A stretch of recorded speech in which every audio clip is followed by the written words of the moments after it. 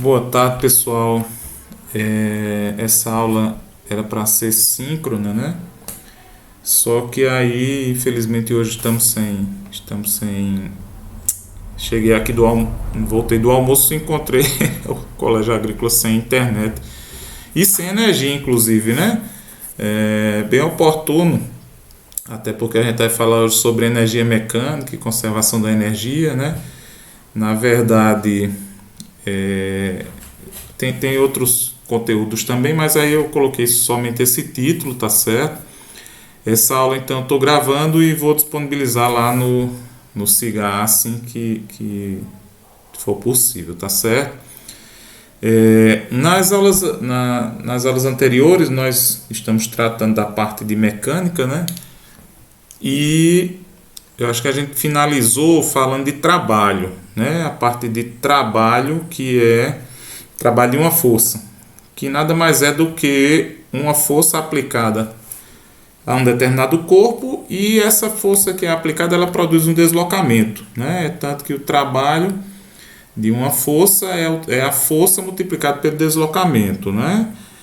Tem alguns detalhes que a gente mencionou na aula anterior que também depende do ângulo, né, em que você está aplicando essa força.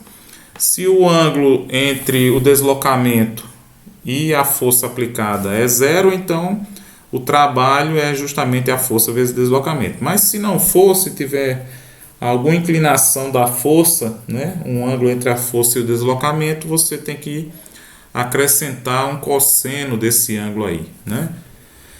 Então hoje a gente já vai pegar na parte de energia e inclusive, acho que vocês, alguns já viram, né, no Cigar a gente colocou a atividade, pessoal, por enquanto eu não estou colocando data de entrega, né, mas eu imaginei o seguinte, a gente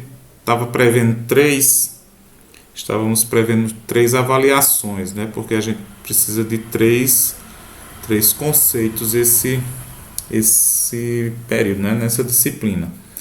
E aí eu pensei o seguinte, que a gente poderia fazer, né, a terceira nota a partir da entrega desses trabalhos de vocês, tá certo? Então a gente faria duas avaliações, certo? Duas avaliações que serão virtuais e aí a gente, ao invés de três, a gente deixaria duas datas apenas, uma reposição, e a reposição seria dessas avaliações, porque a reposição das atividades seria o envio das atividades, né? E aí faríamos, né, deixaríamos três ou quatro, acho que talvez só três mesmo, três atividades ao longo dessa disciplina. E aí sim o último prazo de entrega seria o final realmente da disciplina, né? Porque aí, se vocês não me mandarem, chegou a última data de eu colocar as notas, aí eu preciso colocar uma nota, né, de todo jeito, certo? Então a gente fica combinado assim. É claro que à medida que vocês forem enviando essas atividades aí, eu já vou, né, colocando uma nota e inclusive a frequência de vocês também que a gente combinou que ficará de acordo com a entrega dessas atividades, né? Então a atividade agora ela vai ter uma outra função além da questão da frequência, que vai ser justamente a terceira nota, né? Então a princípio vocês já têm 10 nessa nota, né?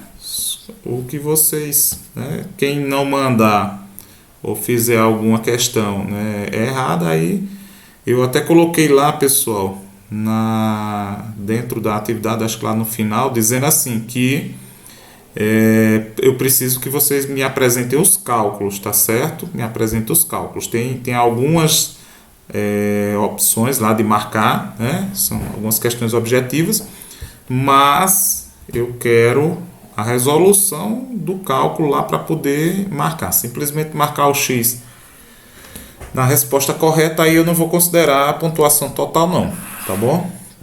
Então vamos lá. Energia cinética é a energia, né, na verdade é a capacidade de um corpo em gerar trabalho.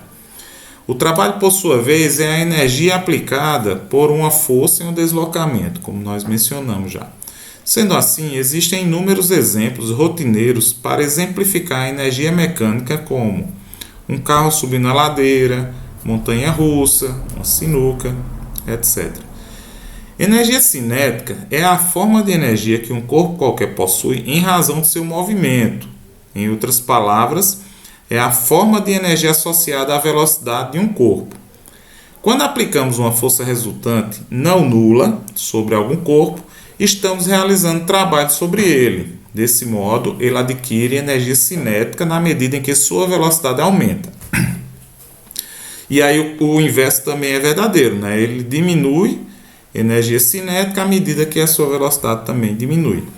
Então, a energia cinética pode ser calculada pela fórmula, né? Energia cinética igual a massa do corpo vezes a velocidade elevada ao quadrado, dividido por 2, né? Então, como a gente até comentou com relação à quantidade de movimento, a energia mecânica, a energia cinética, perdão, para um corpo que mantém sua massa constante, né, essa energia ela é diretamente proporcional ao quadrado da velocidade. Então, quando a velocidade aumenta, a energia também aumenta. Quando a velocidade diminui, a energia cinética também diminui. Tá? E a energia cinética é definida como a energia de movimento. Né? Cadê? Tá passando, não? Não. Aqui só uma figurinha para exemplificar. Já, cadê?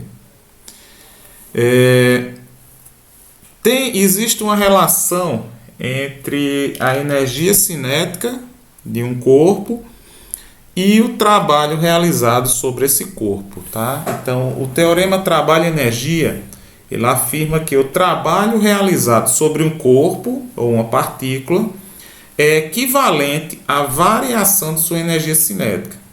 É o que a gente representa aqui por essa expressão.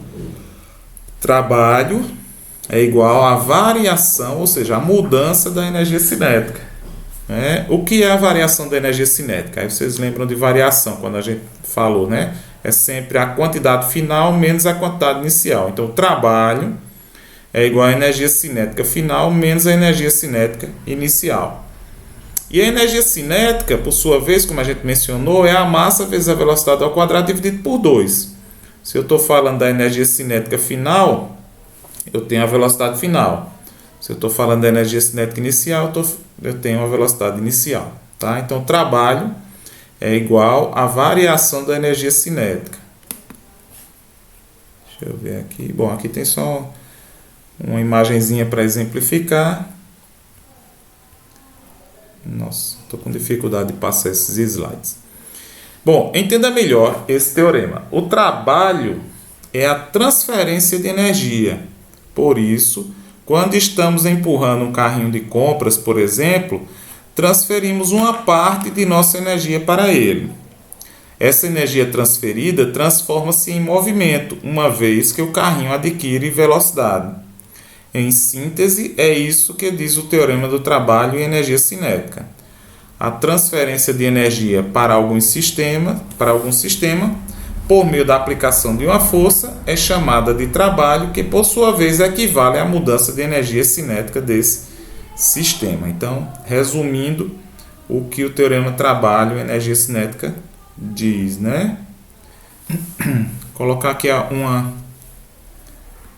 Sai primeiro o resultado e...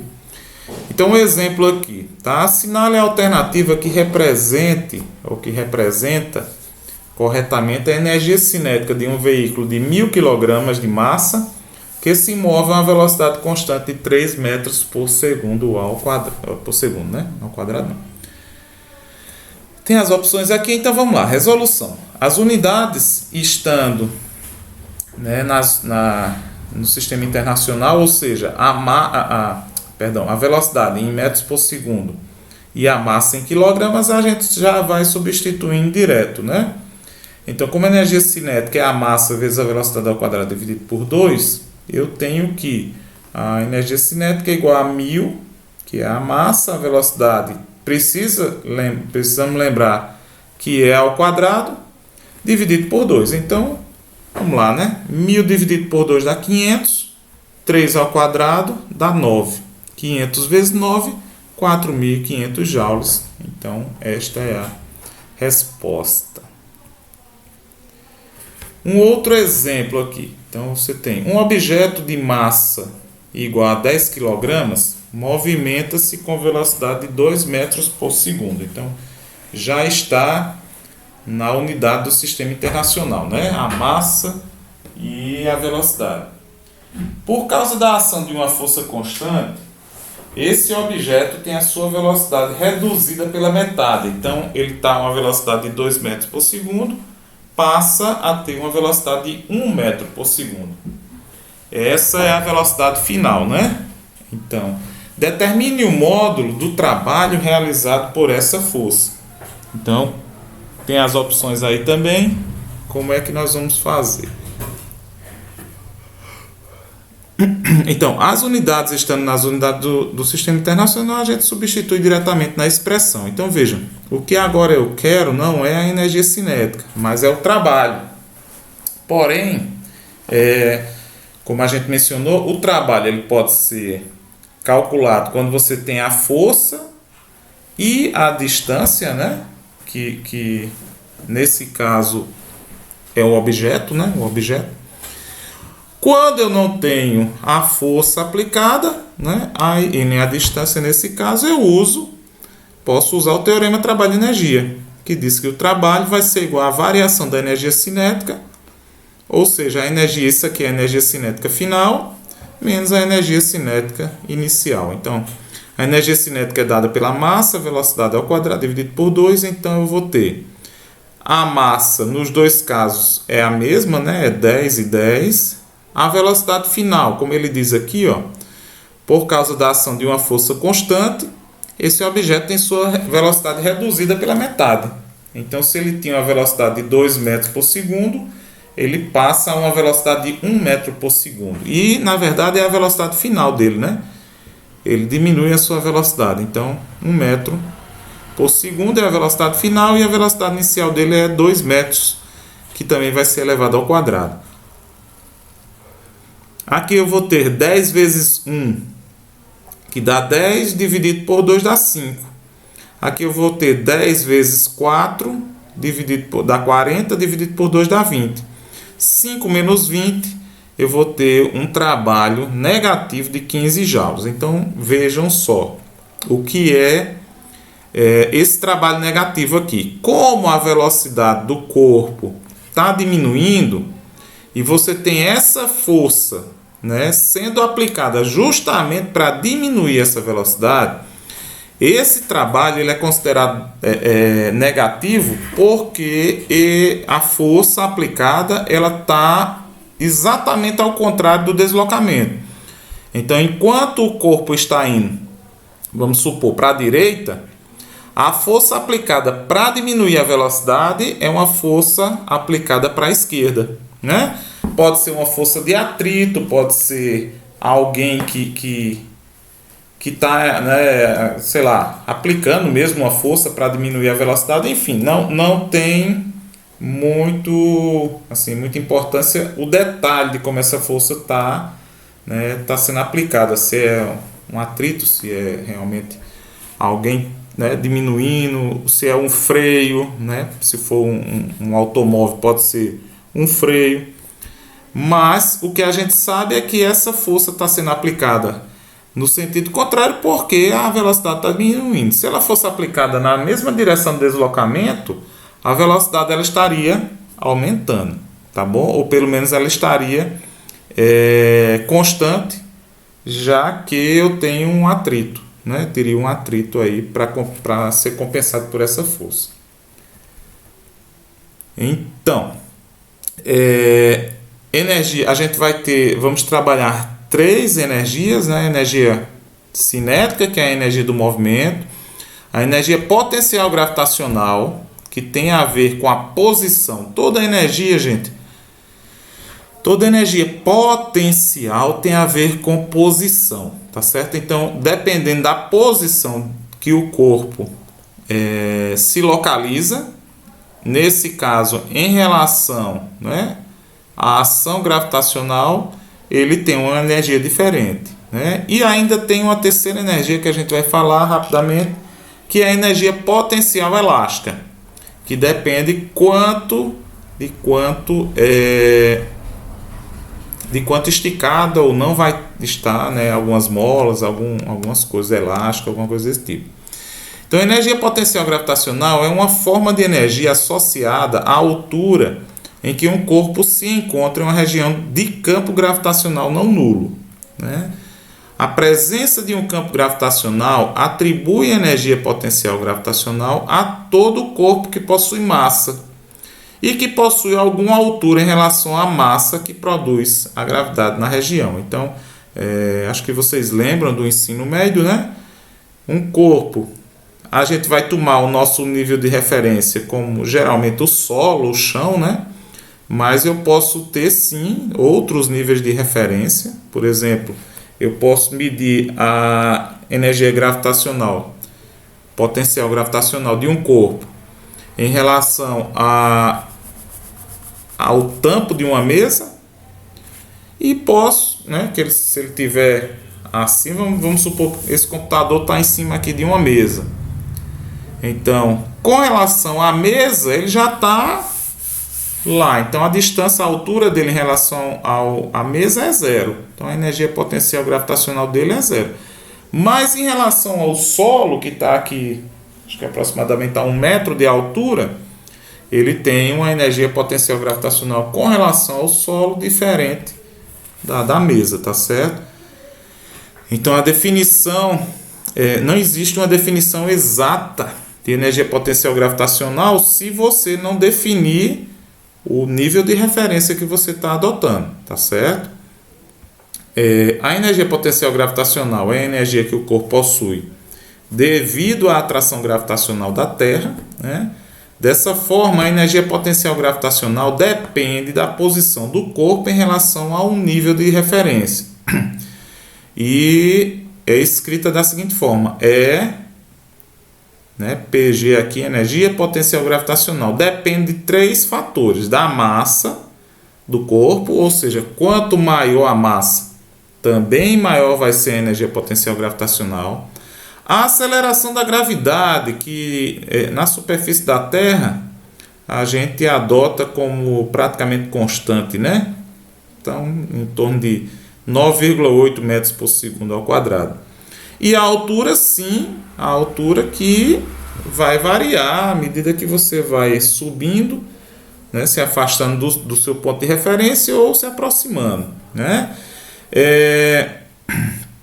A gravidade, na verdade, gente, ela varia, sim, né? Ela não tem o mesmo valor à medida que a gente vai se afastando da superfície da Terra, porque esse valor de G, quando a gente faz um cálculozinho lá com a força gravitacional, né, aquela força gravitacional de Newton, ela depende da distância em que a gente se encontra do centro da Terra, né? Então, quanto mais eu subo, me afasto do solo, mais eu estou me distanciando do centro da Terra. Bom, com relação a pequenas alturas, né, a distância do solo a essa pequena altura é praticamente insignificante comparado com a distância do centro da Terra até onde eu estou, né? Então é coisa pequenininha. Agora, quando eu começo a me elevar, né, para alturas bem maiores, aí eu preciso considerar esse valor de G a essas alturas maiores, tá?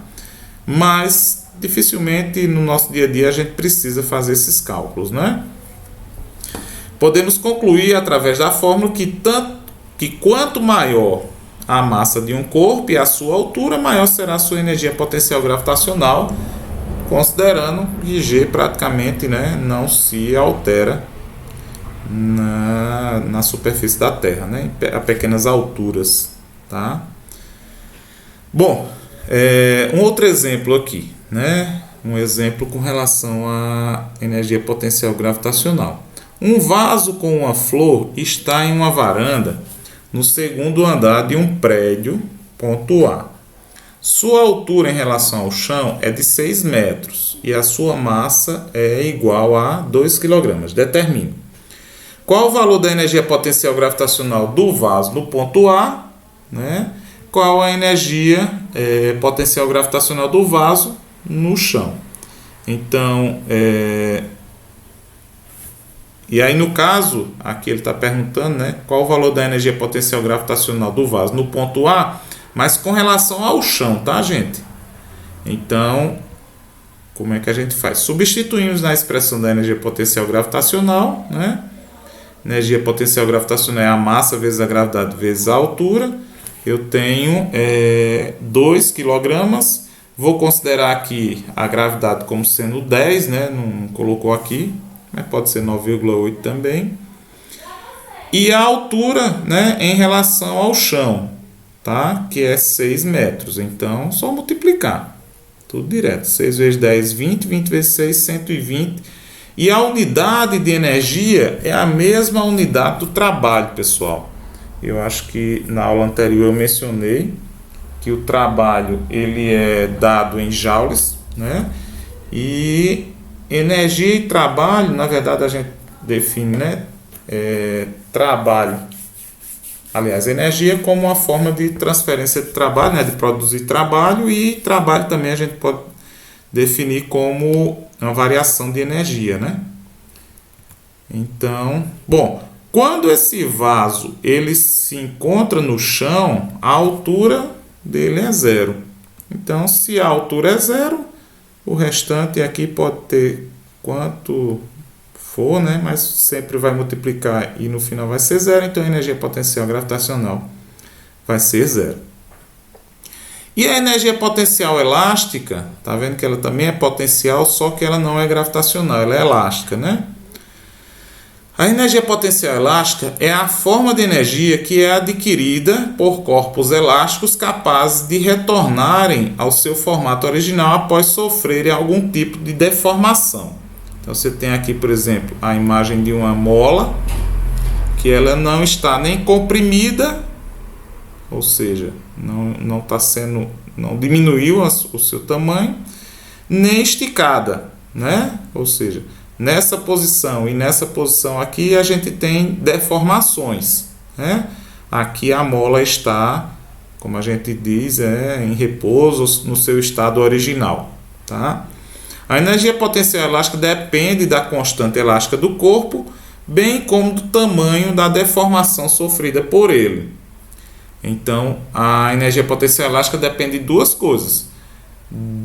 Da constante elástica do corpo, que isso aí tem a ver, pessoal, com o material, tem a ver com o formato, certo?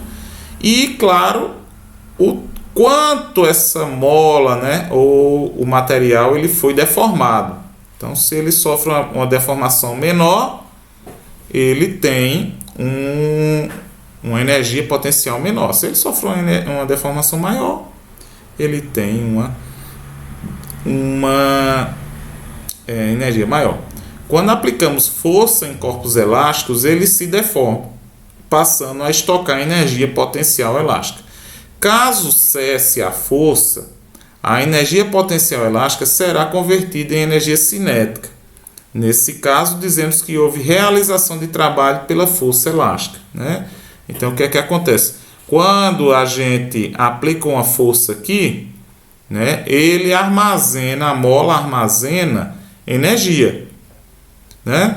Que enquanto ela estiver presa, ela está lá com sua energia armazenada. Ou aqui também, né, quando ela é esticada. Quando cessa essa força, ou seja, quando a pessoa libera aqui a mola ou solta ela aqui, o que é que acontece? Ela começa a se movimentar, certo? Ela começa a se movimentar e ela tende a voltar para a sua posição original, né? Então, nesse deslocar aqui, é como ele fala, né? Você vai ter uma energia potencial elástica sendo transformada em energia cinética, certo? Até que a mola chegue na sua posição original, onde nem vai estar sendo esticada nem comprimida, onde também não vai ter mais energia, né, potencial elástica nesse caso. Então, a fórmula usada para calcular a energia potencial elástica de um corpo relaciona a sua constante elástica, que é K, com a deformação sofrida pelo corpo. A deformação, gente, que é medida, que é uma distância, tá? É medida em metros. Ela vai ser representada pela letra X. E é mostrada a seguir, né? Então, a energia potencial elástica é igual a K vezes x ao quadrado dividido por 2. Ele parece muito, ó, o formato da energia potencial elástica parece muito com o formato da energia cinética, né? Que é m vezes v ao quadrado dividido por 2. Aqui é K vezes x ao quadrado dividido por 2, tá certo? A energia potencial elástica, toda e qualquer energia vai ser medida em joules, né? A constante elástica, vai ser dada em newtons por metro, e a deformação do objeto, como eu mencionei, que vai ser dado em metros, tá? Então vamos ver um exemplo disso aqui. Uma mola de constante elástica igual a 20 newtons por metro é esticada e seu comprimento, que era inicialmente de 20 centímetros, passa a ser de 50 centímetros. Qual é o módulo da energia potencial elástica armazenada nessa mola? Então, vamos lá, né? A definição de energia potencial elástica ela é dada por aquela fórmula que a gente viu lá, K vezes x ao quadrado dividido por 2. Aqui eu já tenho o valor de K, que é 20, já está na unidade de newtons e de newtons por metro, que é a unidade do Sistema Internacional.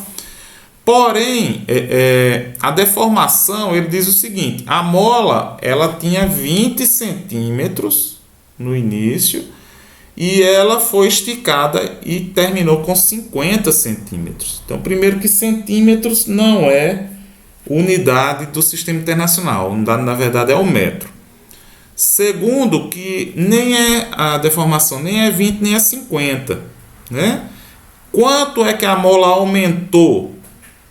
Né? Se ela estava em 20, passou para 50, ela aumentou 30 centímetros.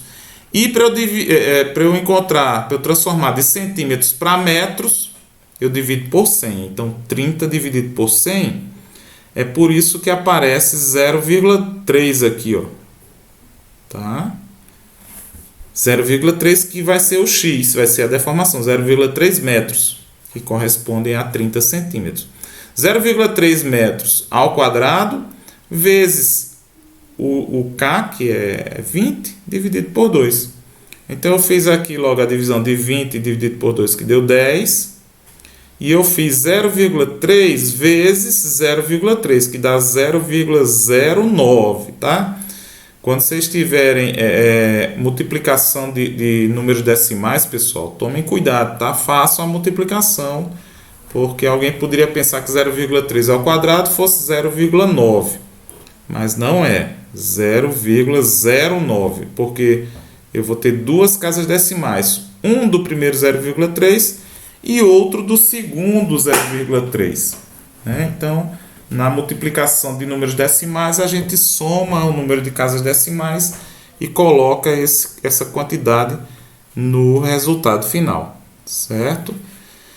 E aí, multiplicar 10 por 0,09, eu vou obter 0,9 joules, que é a energia, que aqui inclusive está errado, né? Não é energia cinética, é energia potencial elástica. Foi um errozinho aí nosso. Deixa eu passar aqui. Então, a resposta correta seria a letra C nesse caso, né? Outro exemplo, né? Uma mola é comprimida por uma força de 200 newtons e tem o seu comprimento reduzido em 50 centímetros. Então, os 50 centímetros aqui já é o X, né? Já é a deformação. Qual é a energia potencial elástica adquirida pela mola? Então, da mesma forma, a gente vai utilizar... sim, espera aí que aqui tem um detalhe, né? Ela é comprimida por uma força, né? Então, eu preciso primeiro calcular a constante elástica. Então, para encontrar a energia potencial elástica, a gente precisa né, do valor da constante elástica. A deformação eu já conheço, que é 50 centímetros, né, que na verdade vai ser 0,5 metros quando eu dividir isso aqui por 100. Né? Então, para isso, usamos a lei de Hooke, né, a expressão da força elástica. Então, a força elástica é igual a K vezes X, Kx. Daqui, eu sei que a força é 200 e o X é 0,5. Né? 50 centímetros, 0,5 metros. Então, eu isolo essa constante K aqui quando eu passo 0,5 dividindo 200. Então, eu vou ficar aqui, a constante elástica é igual a 200 dividido por 0,5. 200 dividido por 0,5, quem quiser fazer aí, vai ver que vai dar 400. Tá? E a unidade do K é o Newton barra metro, que a gente lê Newton por metro. Certo? Bom, conhecendo o valor de K, a gente vai substituir na expressão da energia potencial elástica. K vezes x ao quadrado dividido por 2. Então, eu vou ficar com 400 vezes 0,5 ao quadrado dividido por 2. 400 dividido por 2 dá 200, 0,5, né? 0,5, 0,50. Vezes 0,50, né? 0,5 vezes 0,5 vai dar 0,25. Então, 200 vezes 0,25 vai me dar um valor de 50 joules. Tá bom? Deixa eu passar aqui.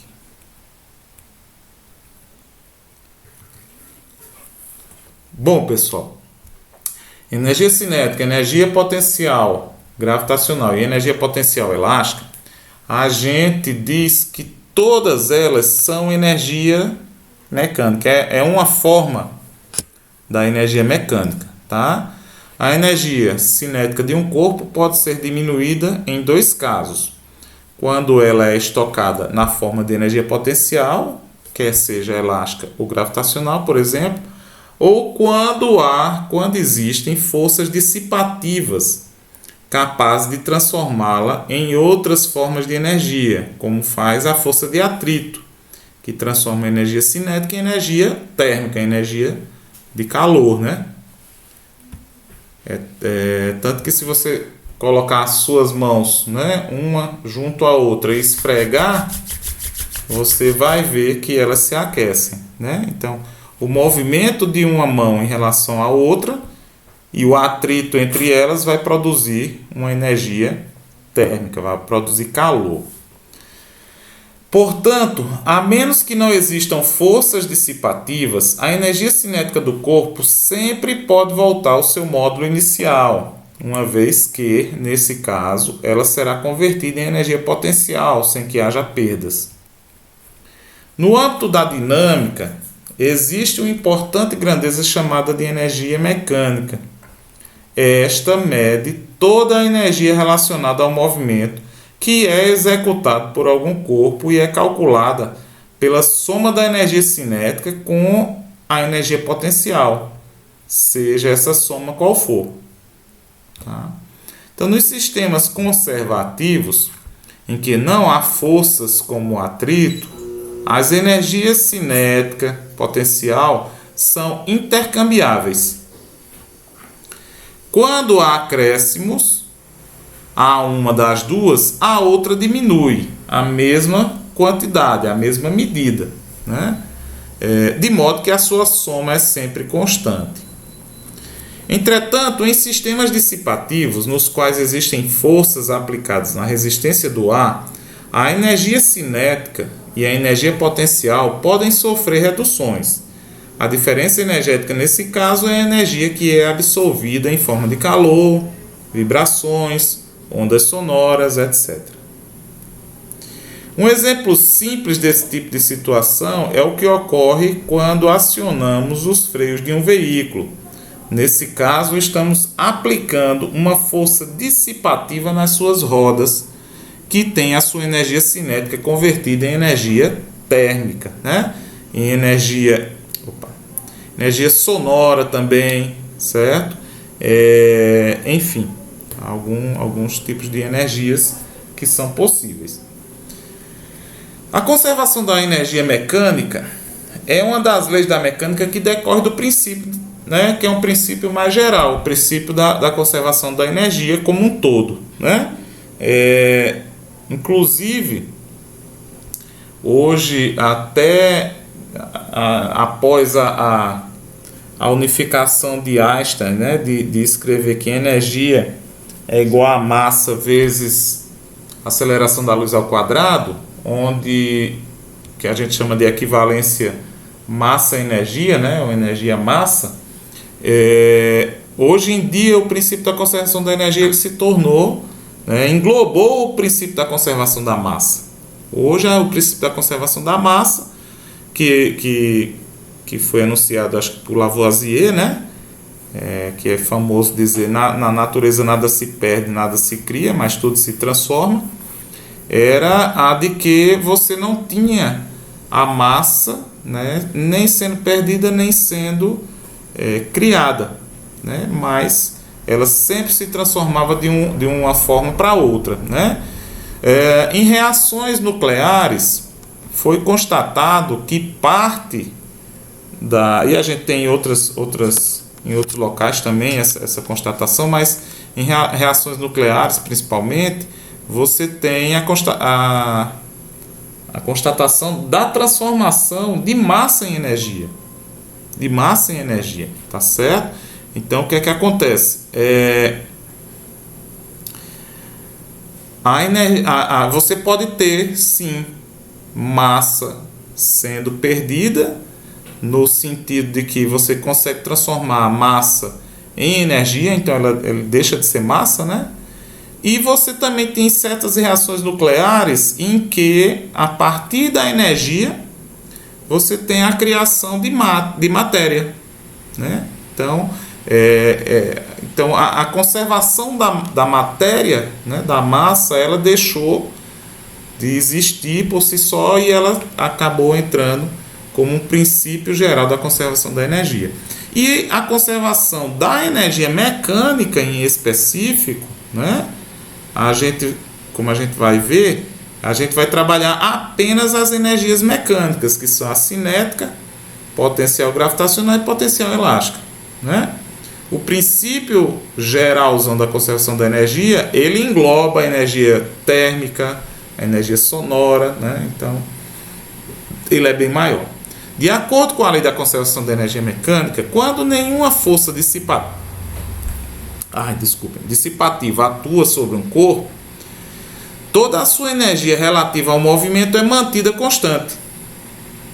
Isso equivale a dizer que a soma da energia cinética com a energia potencial do corpo, elas nunca mudam, tá? Então, o que é que eu vou estar chamando de energia mecânica? A energia mecânica vai ser a energia cinética somada com toda a energia potencial que existir, quer seja gravitacional, quer seja elástica. Então, a energia mecânica é o total da soma da energia cinética com a energia potencial gravitacional com a energia potencial elástica, tá certo? E o princípio da conservação da energia mecânica, ele diz o seguinte, que a energia mecânica antes vai ser igual à energia mecânica depois, né? Então, a lei da conservação da energia mecânica diz que, essa lei ela só vale quando não existe forças dissipativas, tá, gente? Não existe atrito, não existe a resistência do ar, certo? Então, são condições ideais. Quando as condições ideais são alcançadas, a energia mecânica ela se conserva, né, porque ela é a soma total, mas essas quantidades individuais de energia cinética, energia potencial gravitacional e energia potencial elástica, elas podem mudar, tá? Então, aqui, nessa última linha, a gente tem, né, a expressão, como a gente diz aqui, aberta, né, da energia cinética, que é dada por massa vezes velocidade ao quadrado dividido por 2, somado com a energia potencial gravitacional, que é a massa vezes a gravidade vezes a altura, somado com a energia potencial elástica, que é a constante elástica vezes a deformação ao quadrado dividido por 2, né? Vocês vão ver que esse lado esquerdo aqui Todos os índices eles vão ser de I, né, de quantidades iniciais, então a velocidade inicial, a altura inicial e a deformação inicial.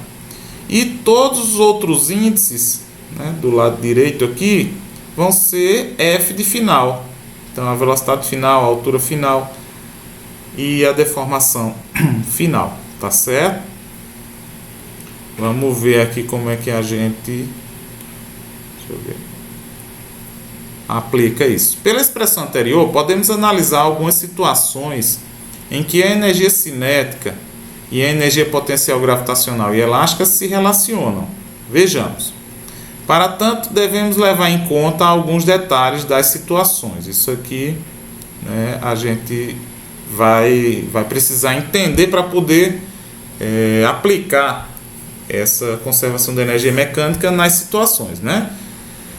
Então veja, se a situação, se o exemplo, por exemplo, ou a questão, né, ele não apresenta nenhum corpo elástico, nem mola, nem elástico, né, nem deformação nenhuma, então não vai existir nessa situação uma energia potencial elástica, né?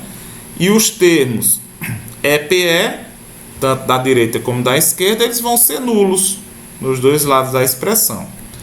Outra coisa, se a situação ele não apresenta, né, uma mudança na altura de um corpo se desloca numa estrada retilínea, ele nem sobe uma ladeira nem desce, tá? Então não vai ter mudança na altura. Então o que é que acontece? A energia potencial gravitacional ela pode ser anulada nos dois lados. Tá certo? Por quê? Porque ela se mantém constante, então ela não vai mudar.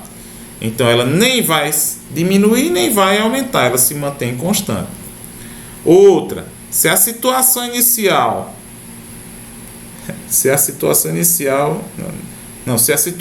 inicia com uma situação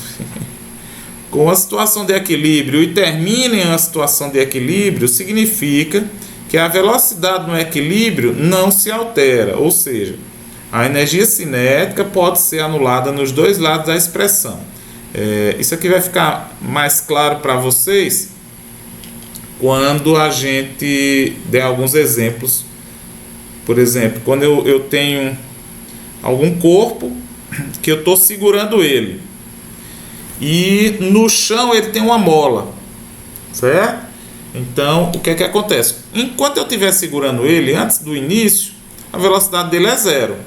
Então, ele está em equilíbrio, né? A velocidade, se a energia cinética depende da velocidade, e a velocidade inicial dele é zero, então ali eu não tenho energia cinética.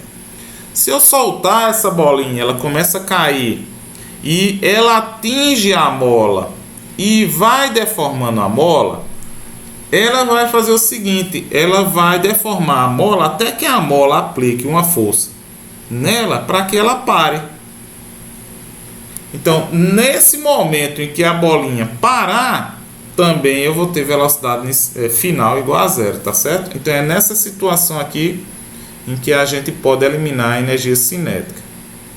Situações com velocidade igual a 0 metro por segundo, uma altura quer seja inicial ou final igual a zero, e um alongamento igual a zero, significa que as respectivas energias elas são nulas, né? Então, um corpo é solto de uma determinada altura. Pronto, então, se ele é solto, ele inicialmente está parado, depois ele começa a cair. Isso significa que aquela velocidade lá é zero.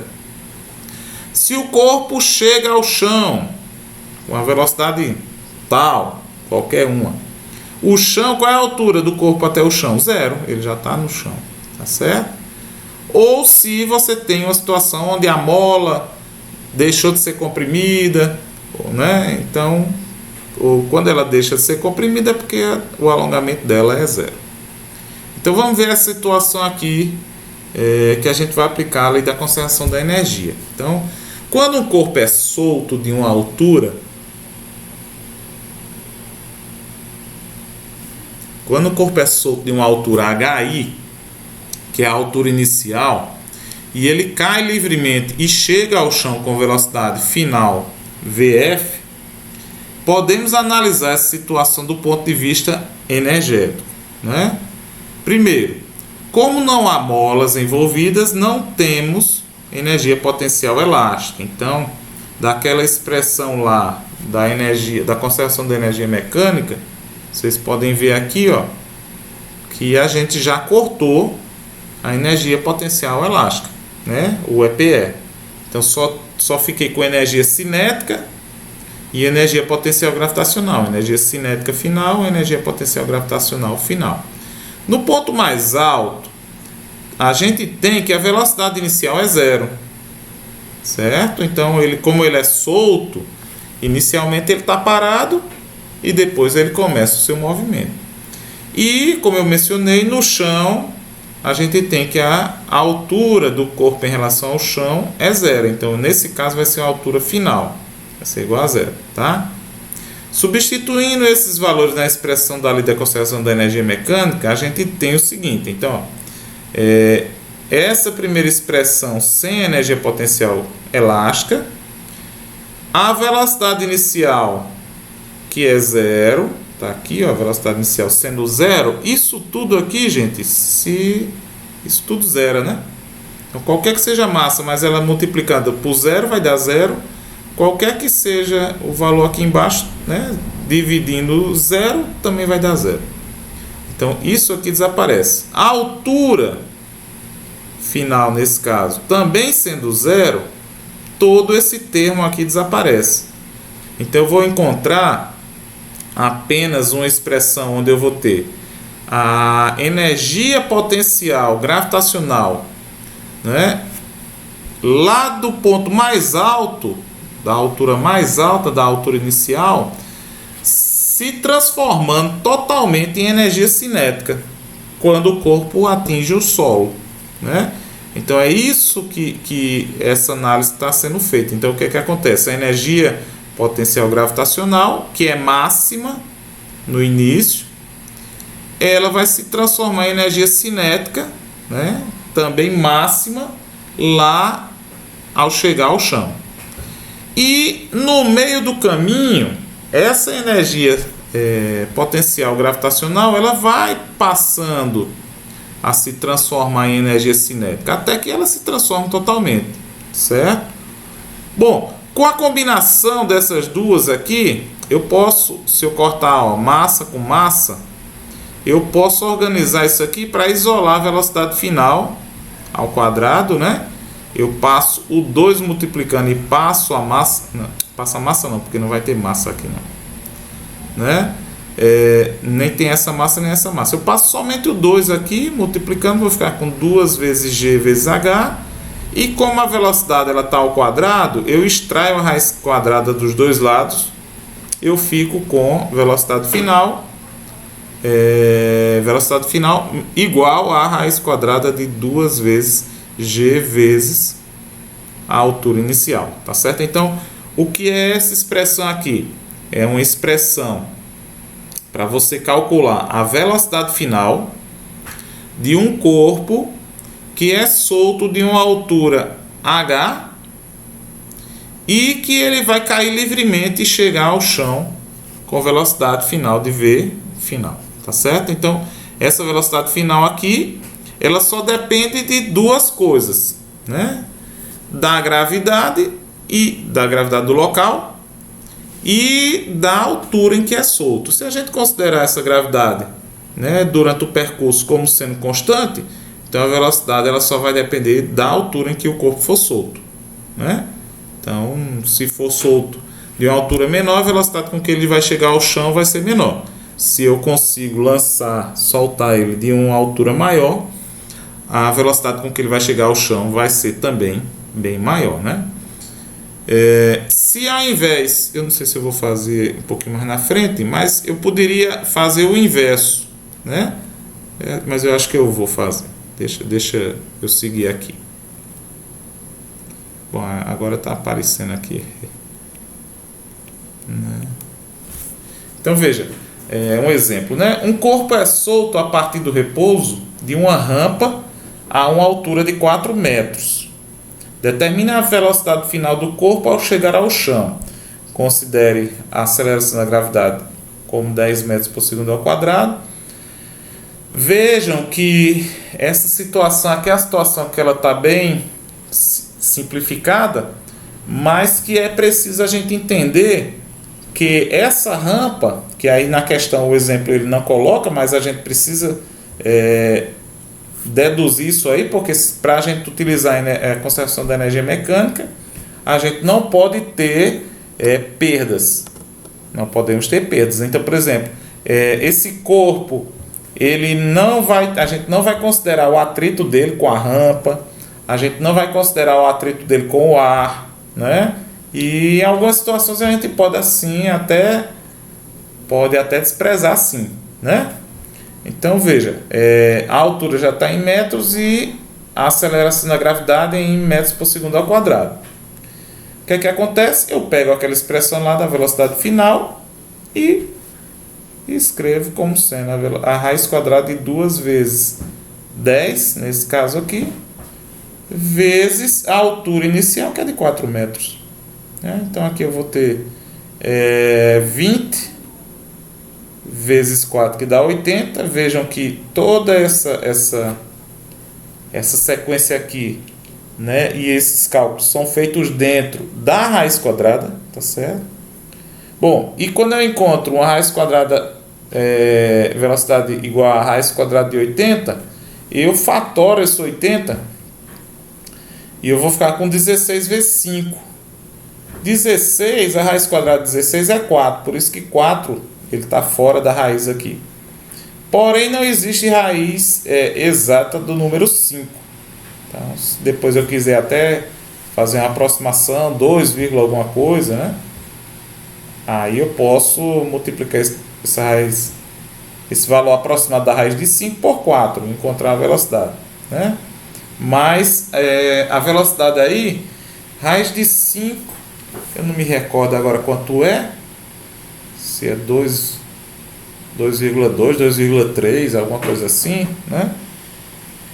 Então vai ser aí uma velocidade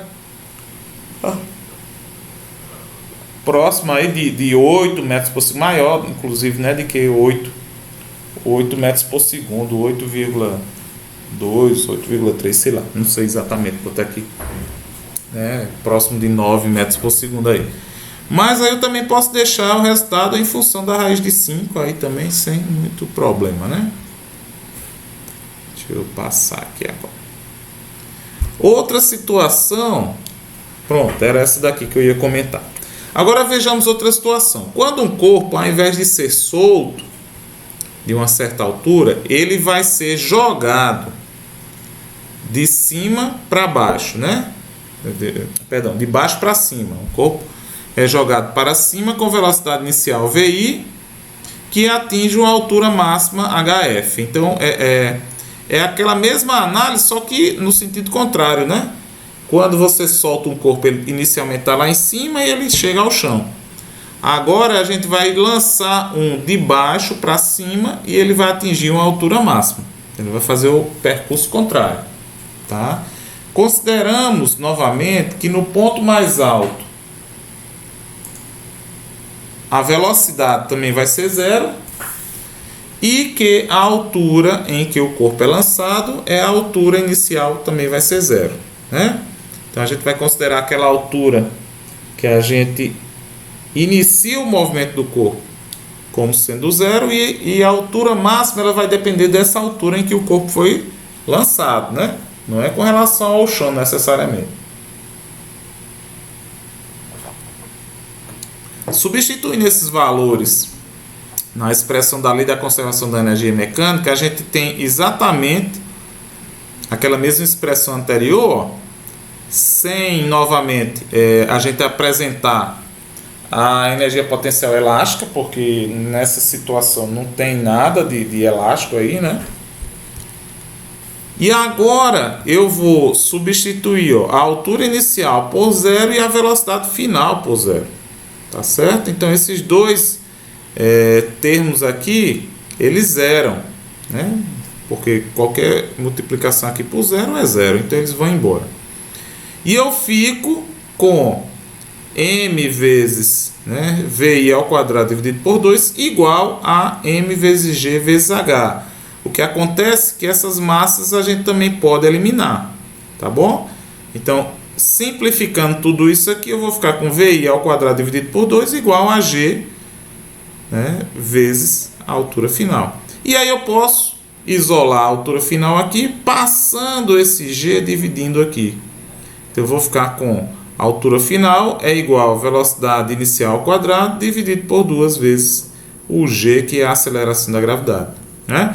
E aí eu posso, nessa situação, determinar qual é a altura máxima, né, ou a altura final, alcançada por um corpo que é jogado, tá, com a velocidade inicial aí, né, em um local onde a aceleração da gravidade é g.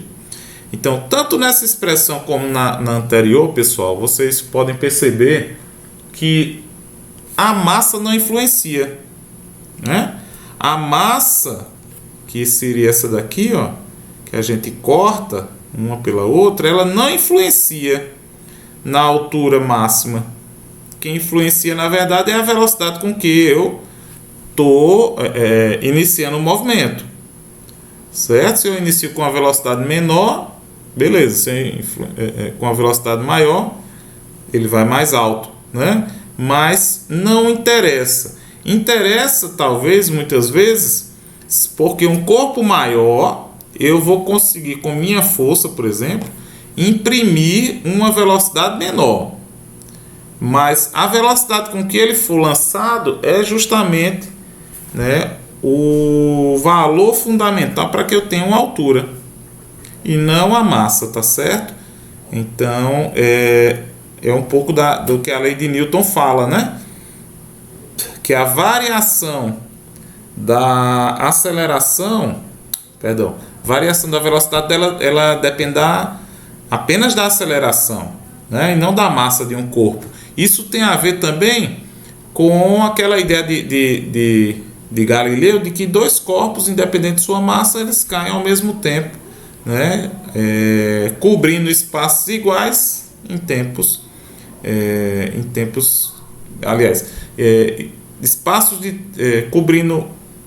percorrendo os espaços cada vez maior quando ele está caindo no mesmo tempo, né? Por quê? Porque ele está sendo acelerado, né? A velocidade dele está aumentando. Então, deixa eu ver aqui se tem um exemplo com relação a esse também. Tem. Um objeto é lançado para cima com velocidade inicial de 8 metros por segundo, considerando a gravidade também como sendo 10 metros por segundo, para facilitar a nossa vida. Encontre a altura máxima que um corpo pode atingir. Então, pela expressão, a gente vai ter que a altura máxima vai ser a velocidade inicial ao quadrado dividido por 2 vezes g. Então, eu vou ter 8 ao quadrado, que vai dar 64, dividido por 20. 64 dividido por 20 vai dar 3,2 metros. Então, se você lança qualquer corpo, né, com a velocidade inicial de 8 metros por segundo, a altura que ele atinge na superfície da Terra, né, onde você tem uma aceleração perto de 10 metros por segundo, ele vai chegar a uma altura de 2,3 metros. Né? Se, nesse caso aqui, a aceleração da gravidade é um pouquinho menor, 9,8, né, ele vai, inclusive, alcançar uma altura até maior do que essa. Passei direto aqui, foi? Bom, essa daqui é uma situação um pouco diferente, tá? Eu não vou ter queda, eu não vou ter nada saindo de uma certa altura e chega na outra altura, né? Como a gente fez nesses outros dois exemplos. Eu vou ter o quê? E aí eu já estou apresentando aqui como exemplo, né? Eu vou ter um bloco que ele vai se deslocar na horizontal e ele vai atingir uma mola e vai produzir uma deformação nessa mola, certo? Então, o exemplo é o seguinte: em um experimento que valida a conservação da energia mecânica, um objeto de 4 kg colide horizontalmente com uma mola relaxada de constante elástica de 100 newtons por metro. Esse choque a comprime 1,6 centímetros. Qual é a velocidade em metros por segundo desse objeto antes de se chocar com a mola? Então tem aqui algumas opções, não vou nem falar agora. Então o que é que acontece?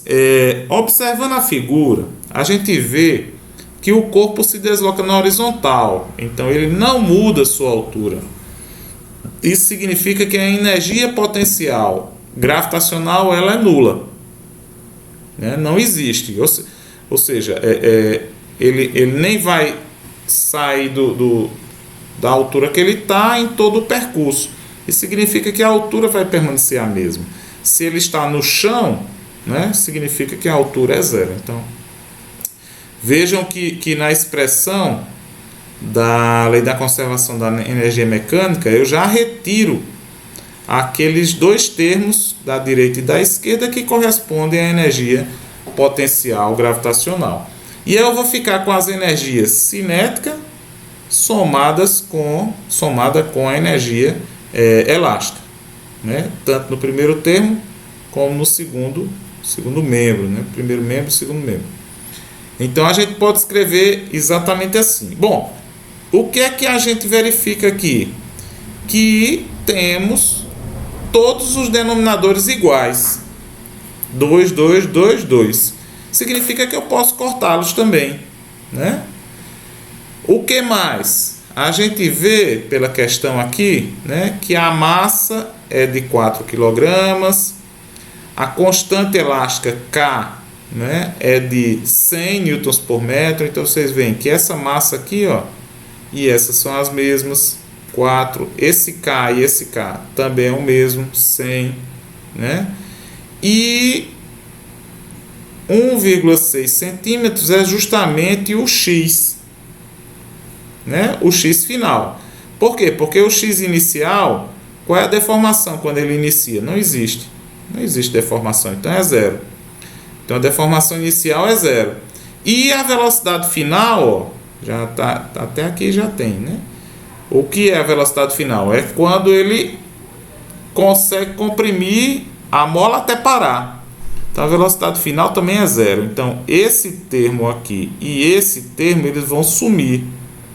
Vou ficar somente com m vezes velocidade inicial ao quadrado igual a k vezes a deformação ao quadrado. Então é exatamente isso que a gente está. Sim, aqui eu também preciso transformar de centímetros para metros, que é 0,016, ou seja, eu divido por 100, duas casas aqui. Podemos concluir também que aquilo que eu mencionei, né? A deformação inicial ela é zero, porque a mola não está comprimida, e que a velocidade final também é zero, né? Que o bloquinho conseguiu fazer com que a mola fosse deformada ao máximo, né, que ela conseguiu com aquela velocidade que ele tinha. Então o que é que acontece? Quando a gente substitui todos esses dados aqui, a gente vai ver, ó, que a deformação inicial é zero, a velocidade final é zero. Então sem esse termo aqui e esse termo, eles vão desaparecer. Por outro lado, eu vou ficar com a massa, que é 4, a velocidade inicial, que é justamente o que a questão solicita, né? E eu vou ficar com 100, que é o K, multiplicado pela deformação, que é 0,016, né? Tanto esse X aqui é elevado ao quadrado, como esse V aqui também é. Então, são aquelas duas expressões que até que se parecem, né? Tem um termo, cada um tem um termo elevado ao quadrado. Então eu vou ficar com 4 vezes VI ao quadrado, isso aqui vai para zero, é igual a isso também vai para zero, vai ser 100 vezes 0,016 ao quadrado. 0,016 ao quadrado vezes, né, ou 0,016 vezes 0,016 vai me dar, sabe quanto? 0,000256. Quando eu multiplico isso por 100, é a mesma coisa que eu andar duas casas decimais para cá. Então eu vou ficar, esse primeiro termo continua sendo 4VI ao quadrado, ou seja, a velocidade inicial. Quando eu chego a um valor só do segundo membro, aí eu passo o 4 dividindo, 0,0256 dividido por 4, que vai dar 0,0064. E quando eu chego novamente a esse único termo aqui, eu extraio a raiz quadrada de ambos os membros, né? Então eu vou ficar com velocidade inicial igual a raiz quadrada de 0,0064, que corresponde a 0,08 metros por segundo. Então, ele tinha uma velocidade, que inclusive era uma velocidade bem pequenininha, né? 0,08 metros por segundo. Isso corresponde a 8 centímetros a cada segundo, né? É uma velocidadezinha bem pequenininha comparada a algumas velocidades que nós temos hoje, né? E que temos no nosso dia a dia, tá certo? Então esse é um exemplo de como a gente vai trabalhar a conservação da energia mecânica sem a utilização da energia potencial gravitacional. Então nesse caso a resposta correta, sim, lá das opções, né? É a letra C. E aqui uma outra situação que eu comentei com vocês rapidamente, né? É justamente quando você tem um corpo sendo solto de uma certa altura e encontrando uma mola lá embaixo. Quando o corpo atinge a mola vai se comprimir e vai frear a queda do corpo, né? Então essa freada aqui também vai produzir uma deformação, né? E também vai produzir uma situação em que tanto no início aqui, que o corpo vai ser solto, ele vai ter uma velocidade inicial igual a zero, como nessa situação aqui, que o corpo também vai ter sua velocidade final igual a zero. Então, em função disso, a gente não vai ter a energia cinética, nem no início, nem no final. Então, a gente vai pegar aquela expressão lá, ó, e vocês vão ver que o primeiro termo aqui já foi cortado e o segundo daqui também já foi cortado. Mas vamos para o exemplo aqui. Então, um objeto de massa M está posicionado a uma altura de 200 metros. Ao ser abandonado, o objeto atinge e deforma uma mola colocada no solo. Sabendo que o peso do objeto corresponde ao quadrado da deformação, x, sofrida pela mola, determine a constante elástica da mola em newtons por metro. Então, essa é uma questão interessante, porque ele não vai dar valores, né, a não ser aqui a altura, que é 200 metros. Ele vai dar só esse valor aqui, que é 200 metros, e vai dar uma relação aqui. Ele dá a relação do peso do objeto, corresponde ao quadrado da deformação sofrida pela mola, né? Então, o peso, o que é o peso? Né? Se vocês lembram lá da aula anterior, peso corresponde à massa vezes a gravidade. Então, quando eu chegar a um ponto que eu substituir aqui e eu não tiver mais o que substituir, eu vou substituir a massa vezes a gravidade, né? Corresponde ao quadrado da deformação. Eu vou substituir por x ao quadrado. Então, vamos lá. Observando a figura, vemos que o corpo se desloca na vertical, variando sua altura. Assim, trabalharemos com as energias potenciais gravitacional e elástica, né? E aí, como eu mencionei, a cinética vai ficar fora, porque aqui você tem a velocidade inicial igual a zero e aqui a velocidade final igual a zero. Então, já corta aqueles termos lá de energia cinética. E aí eu vou ficar com essas duas situações: energia potencial gravitacional somado com a energia potencial elástica no início e no final, igual a esses mesmos valores no final. Da questão, a gente vai ter que a altura inicial é 200 metros, a altura final é zero, então eu estou considerando aqui, né, como sendo zero a situação. Tá? Como é? A altura, sim, a altura final sendo zero e a deformação inicial aqui, ó, da mola também sendo zero, porque não é nem metros, é newtons por metros aqui, né? Porque o bloco não tem atingido ainda a bola.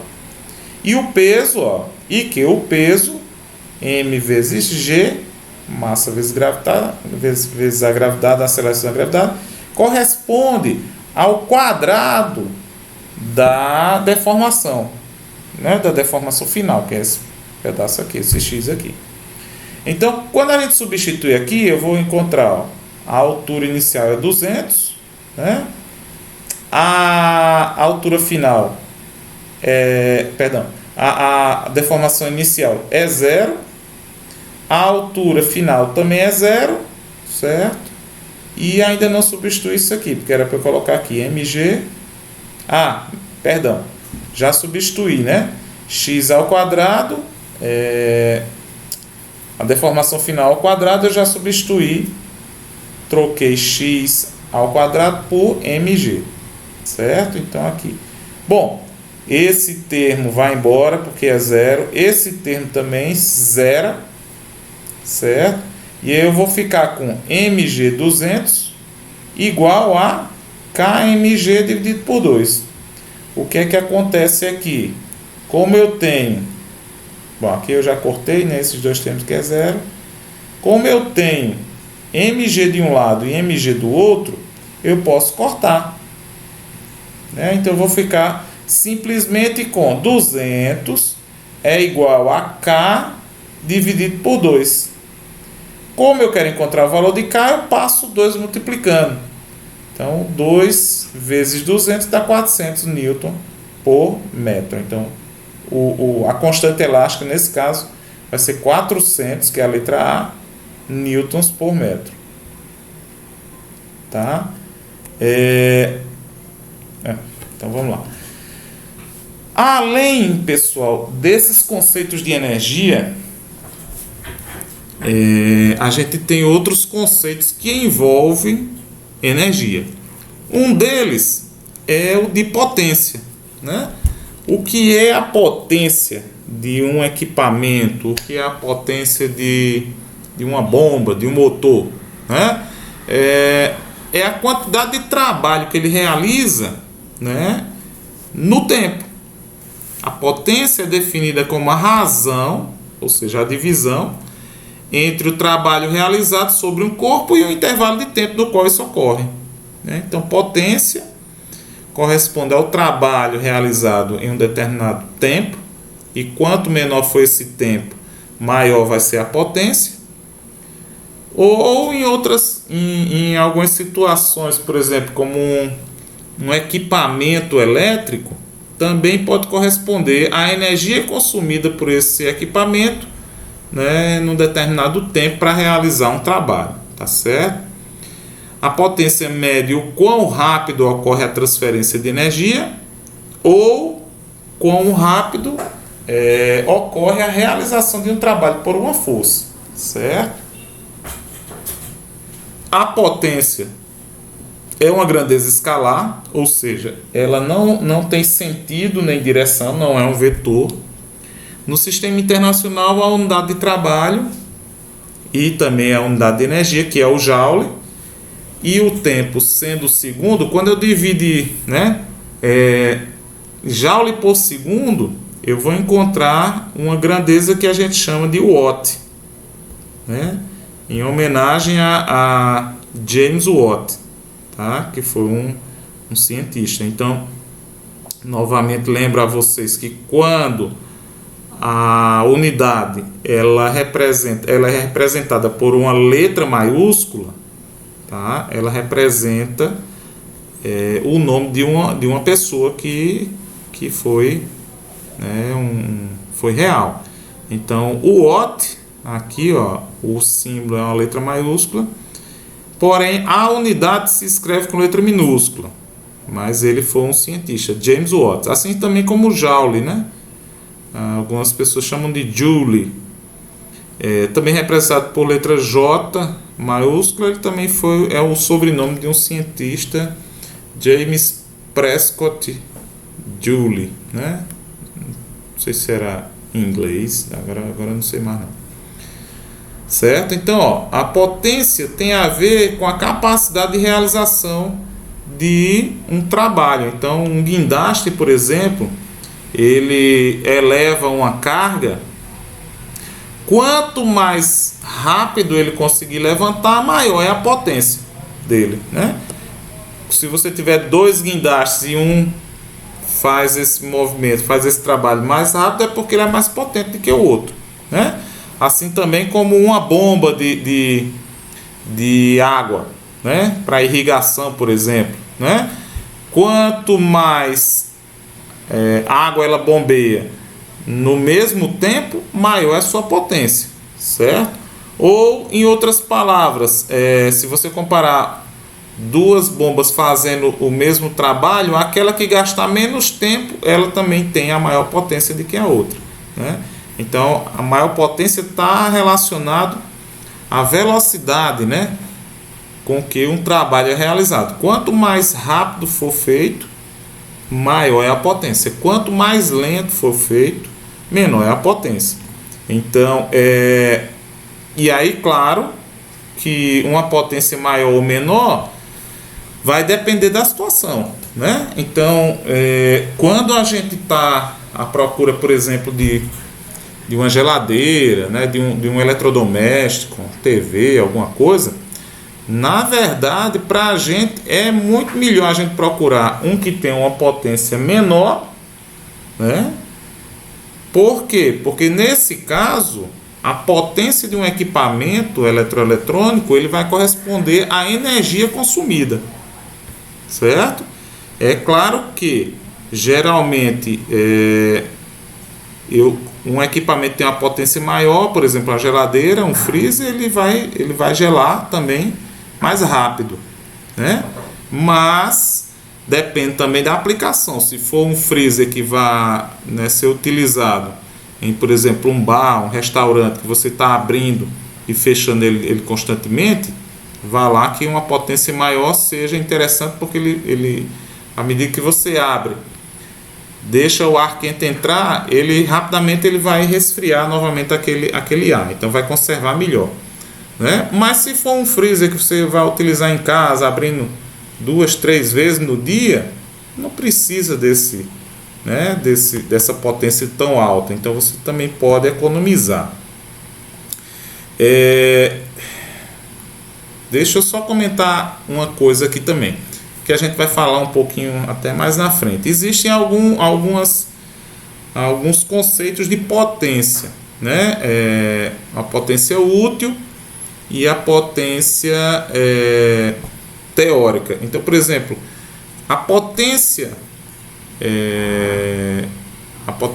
prevista, teórica, eu não sei nem como é que tá, tem um nomezinho ali na frente, né? Você tem uma bomba de puxar água, de jogar água, por exemplo, para uma caixa d'água, né? Você tem uma cisterna, sei lá, na sua casa, no sítio, e você comprou uma bomba e ela tem uma especificação. Geralmente, nem sempre a gente encontra algumas potências dadas em watt, né? A gente também encontra em HP, né? Que é uma unidade inglesa que compara a potência com a potência de cavalos, né? Então é o cavalo vapor, né? Que em português é CV, mas em inglês é horsepower, né? Que é HP, horsepower, é o poder, né, dos cavalos, ou a potência do cavalo, ou como a gente traduz no Brasil para cavalo vapor, né? É uma potência dada, que a definição dela lá no início foi justamente a comparação com cavalos mesmo, né? Com a potência de cavalos de carregar carroça, essas coisas, né? Então, por exemplo, eu tenho uma quantidade, uma potência prevista, né, para a bomba, e eu meço a quantidade de água que ela joga em um determinado tempo. Então eu meço o trabalho que ela realizou. Bom, pelo valor da potência que vem especificado na bomba, eu vou gastar uma certa energia em um certo tempo. Então eu também posso calcular, né, qual é a energia que eu gastei naquele tempo. Eu vou marcar o tempo, eu calculo qual foi a energia que eu gastei. E com a quantidade de água jogada para cima, eu consigo calcular qual foi o trabalho também realizado pela bomba. Vocês vão ver, se vocês fizerem isso, vão ver que essas potências elas são diferentes. Por quê? Porque geralmente não, sempre a gente vai utilizar mais energia do que o previsto, tá? Para realizar aquele trabalho. Por quê? Porque todo equipamento elétrico, gente, parte da energia, e é por isso que todo equipamento elétrico ele esquenta, né? Parte da energia durante o funcionamento ele é transformada em calor, certo? Pela passagem mesmo dos elétrons pelo fio, né? A própria energia ela circulando, ela aquece. Todo equipamento elétrico ele aquece, gente. Todo equipamento, vocês podem ver. Quer seja celular, quer seja computador, quer seja TV, quer seja, sei lá, micro-ondas, enfim, né? A passagem da corrente elétrica por um fio ele produz uma perda de energia. Então a energia que você vai utilizar para acionar esse equipamento, ele vai ser sempre uma energia maior do que a energia do que o trabalho realizado, tá certo? Então esse trabalho, essa potência calculada a partir do trabalho realizado é o que a gente chama de potência útil, tá? A potência total vai ser a energia que você gastou para realizar esse trabalho, que é maior do que essa potência útil, e você vai ter uma potência, uma quantidade em watts que vai ser perdida, que a gente vai chamar de potência dissipada, tá certo? Então, deixa eu mostrar aqui para vocês só um exemplo com relação à potência. Um objeto de 200 kg é acelerado a 4 metros por segundo ao quadrado a partir do repouso durante 3 segundos, sob a ação de uma força F. Determine a potência mecânica desenvolvida pela força sobre o objeto em quilowatts, sabendo que o deslocamento foi de 18 metros. Então aí a gente vai começar a fazer os cálculos desde o início lá. Então vejam que para eu encontrar qual é a potência, eu preciso primeiro saber qual é o trabalho realizado. Então ele fala da força, né? Um trabalho realizado sob a ação de uma força, mas ele me dá a massa, me dá a aceleração e me dá o tempo.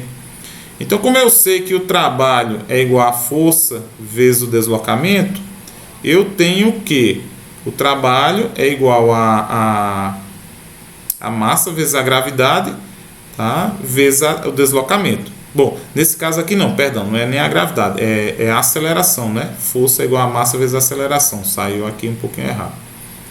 Então a massa vezes a aceleração vezes o deslocamento. O deslocamento a gente viu aqui no final que é 18 metros. Então eu tenho a massa de 200, a aceleração de 4 e 18. Eu vou ter um trabalho de 14.400 joules, né?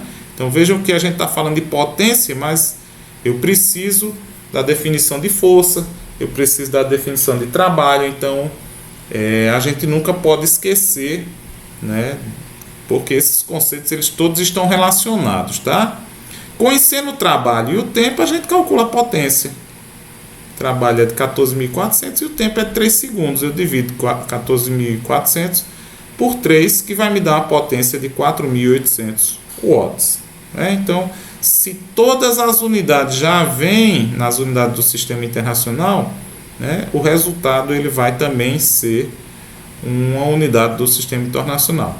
E aí eu posso escrever isso aqui também, né, a partir de um prefixo do quilo, né? 4.800 corresponde a 4,8 quilowatts, ou seja, 4,8 vezes 1.000, que dá 4.800.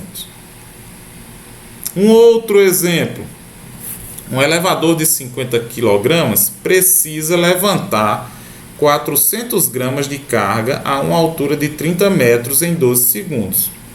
qual a potência requerida de seu motor para que se cumpra essa tarefa, né? Considerando que o motor ele vai gastar energia só para fazer isso aí. Então, primeiro calculamos o trabalho, e aí novamente eu vou ter que o trabalho é a força vezes o deslocamento. Só que essa força, no caso de um elevador, como é na vertical, eu vou ter, sim, agora sim, uma massa vezes a gravidade, porque é a força-peso, né? Eu vou ter 450. Veja que o elevador ele já tem uma massa de 50 e ele vai levantar uma carga de 400, né? Então, na verdade, o conjunto aqui é de 450. A aceleração é 10 metros por segundo ao quadrado e a altura é de 30 metros. Por coincidência ou não, eu acho que deu o mesmo valor aqui, né? 4.500, 900, é isso mesmo, né? Por coincidência deu o mesmo trabalho aqui, 14.400, né? E aí como é que... não, perdão, é porque eu acho que eu copiei de lá e colei, não dá 14.400 não, dá 135.000 joules, né? Então tá errado aqui também. Para eu para eu calcular a potência, eu divido esse trabalho realizado pelo tempo, que foi 12 segundos. Então 135.000 joules dividido por 12 segundos vai me dar uma potência de 11.250 watts. Ou também eu posso escrever isso aí em kilowatt, né? Kilowatt.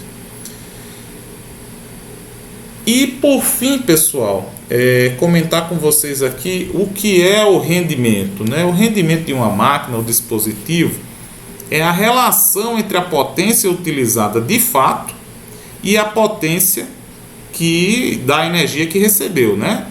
Essa potência útil, certo? Potência útil é a potência utilizada de fato, né? É a parte aproveitável. É a potência que foi recebida menos a que foi dissipada, tá? Então, um dispositivo ou máquina que receba uma quantidade de potência não pode transformá-la integralmente em trabalho. Uma parte sempre é perdida devido ao atrito, na forma de calor, de ruídos e outros processos.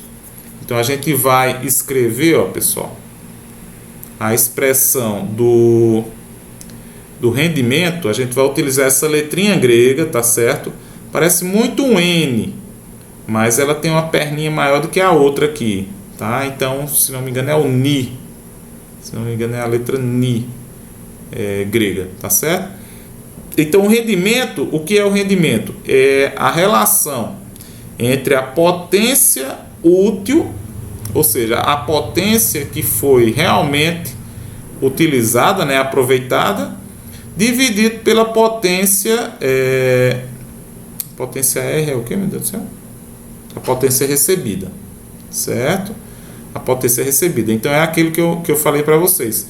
É a previsão, é a energia gasta, que é a potência recebida, né? A energia gasta dividido pelo tempo, você comparar com a energia com a potência que produziu o trabalho, né? Então, a potência útil, ele define aqui, ó, a potência útil, aqui em cima, é a potência que foi recebida menos a potência dissipada. Então, a potência útil ela pode ser escrita como a potência recebida menos a potência dissipada, né? Se eu separar isso aqui, eu vou ficar com potência recebida dividido por potência recebida, que dá 1, menos a potência dissipada dividido pela potência recebida. Então, eu posso utilizar para calcular o rendimento a potência útil dividido pela potência recebida, ou se eu tiver a potência dissipada e a potência recebida, eu uso essa expressão aqui, tá certo? Então, aqui, ó, Ni é o rendimento do equipamento, Pot, U, né, que aqui, na verdade eu vou usar somente P, tá? Porque de onde eu copiei aqui, ele botou diferente, mas a gente vai utilizar somente P.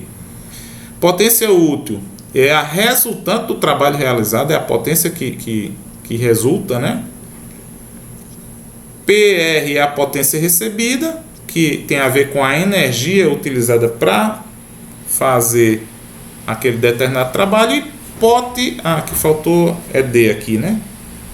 A potência dissipada, que é o que foi perdido, é a diferença entre essas duas aqui, tá certo? Por exemplo, o último exemplo aqui, eu acho, tem esse ou tem outro. Em uma cachoeira aproveitada para mover uma roda d'água, a potência disponível é de 300 kW. Qual a potência útil para essa roda d'água cujo rendimento é de 50%? Aqui, gente, dá até para fazer de cabeça, porque veja, a potência disponível é aquela potência total, né? É a potência que a roda d'água vai receber. Só que ele diz aqui, ó, que a potência útil, ou seja, dessa potência que ele vai receber, ele só vai aproveitar 50%. Então, quanto é 50% de 300 kW? É a metade, né? É 150 kW. Então, o rendimento é obtido pela razão entre a potência útil e a potência total. Assim sendo, a gente tem que o rendimento é a potência útil, né, dividido pela potência recebida. Se a gente organizar, porque na verdade eu não tenho a potência útil aqui, né? A potência útil é o que eu vou achar. Eu tenho o rendimento e a potência recebida. Então eu vou isolar a potência útil aqui e dizer que ela é igual ao rendimento vezes a potência recebida. Então o rendimento, 50%, gente, é 50 dividido por 100, que é 0,5. Né? 0,5 vezes 300, ou seja, dividir 300 por 2, né? Vai dar a potência útil de 150 kW. A unidade aqui é kW, aqui também é kW. Então, a resposta correta é a letra A. Certo, pessoal?